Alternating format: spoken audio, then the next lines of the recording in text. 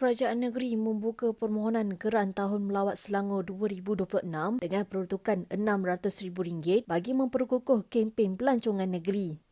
Tourism Selangor Sendian Berhad Tourism Selangor memaklumkan permohonan dibuka dari 4 Mei hingga 31 Oktober 2026 melibatkan sehingga 59 program dan acara pelancongan.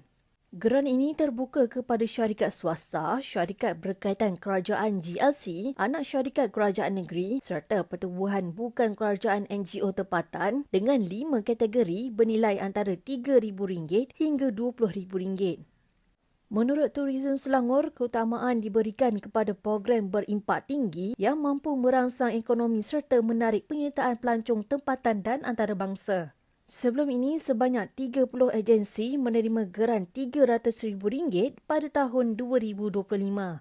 Inisiatif ini dijangka menyokong kempen Tahun Melawat Malaysia 2026 serta memperkasa sektor pelancongan Selangor.